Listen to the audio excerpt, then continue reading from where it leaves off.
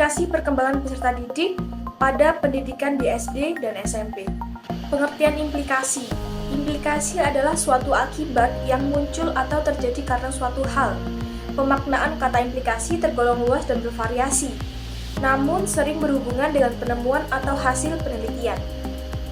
Menurut KBBI, definisi implikasi adalah suasana terlibat atau keterlibatan, sehingga kata imbuhan berarti berimplikasi atau mengimplikasi dimaknai sebagai membawa keterlibatan atau terlibat dengan suatu hal. Sedangkan dalam bahasa Indonesia sendiri, pengertian implikasi adalah dampak yang dirasakan atau efek yang timbul akibat melakukan sesuatu. Selanjutnya, implikasi karakteristik peserta didik terhadap penyelenggaraan pendidikan.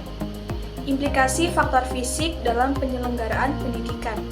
Dalam penyelenggaraan pendidikan, perlu diperhatikan sarana dan prasarana yang ada. Jangan sampai menimbulkan gangguan pada peserta didik maupun pendidik. Misalnya, tempat untuk pelaksanaan pendidikan yang kurang sesuai seperti ruangan yang gelap, sempit, dan kotor itu dapat menimbulkan gangguan kesehatan. Pendidikan anak usia sekolah dasar.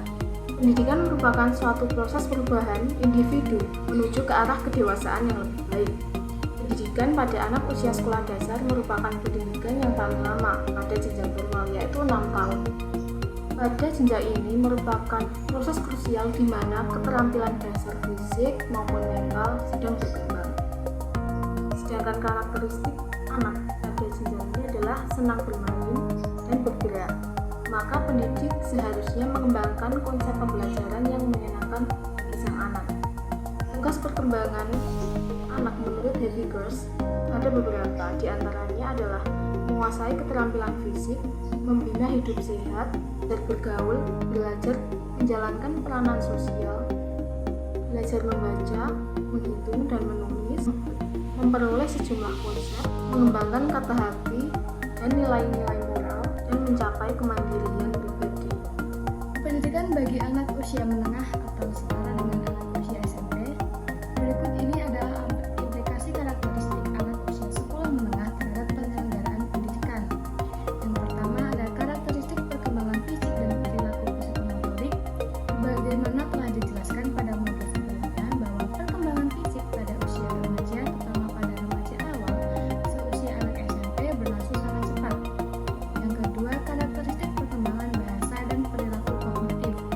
Pada usia remaja, tubuh keinginan untuk mempelajari dan menggunakan bahasa asing. Ketiga, karakteristik perilaku sosial, moralitas, dan keagamaan. Karakteristik perilaku sosial siswa sekolah menengah adalah adanya kecenderungan ambivalensi, keinginan menyendiri dengan keinginan untuk bergaul dengan banyak teman, dan ambivalensi antara keinginan untuk bebas dari dominasi pengaruh orang tua dengan kebutuhan bimbingan dan bantuan dari orang tuanya. Keempat, karakteristik perilaku afektif konatif kepribadian memasuki usia sekolah menengah. Kelima, kebutuhan dari Maslow yaitu kebutuhan fisik, kebutuhan rasa aman, afiliasi sosial, penghargaan, dan perwujudan diri. Periode yang dimulai pada usia 12 tahun yaitu lebih kurang sama dengan usia peserta didik anak SMP, merupakan period of formal operation. Pada usia ini, yang berkembang pada peserta didik adalah kemampuan berpikir secara simbolis dan bisa memahami sesuatu secara bermakna atau meaningfully, tanpa memerlukan objek yang konkret atau bahkan objek yang visual.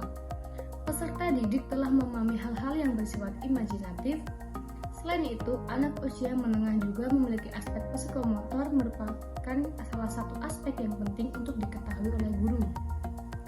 Perkembangan aspek psikomotor juga melalui beberapa tahap. Yang pertama ada tahap kognitif. Tahap ini ditandai dengan adanya gerakan-gerakan yang kaku dan lambat. Ini terjadi karena peserta didik masih dalam tahap belajar untuk mengendalikan gerakan-gerakannya. Dia harus berpikir sebelum melakukan suatu gerakan. Kedua, tahap asosiatif.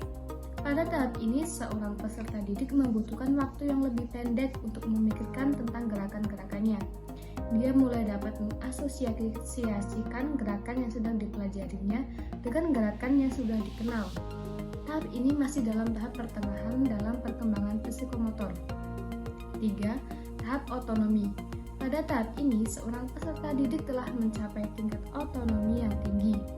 Proses belajarnya sudah hampir lengkap meskipun dia tetap dapat memperbaiki gerakan-gerakan yang dipelajarinya. Tahap ini juga disebut sebagai tahap otonomi karena peserta didik sudah tidak memerlukan kehadiran instruktur untuk melakukan gerakan-gerakan.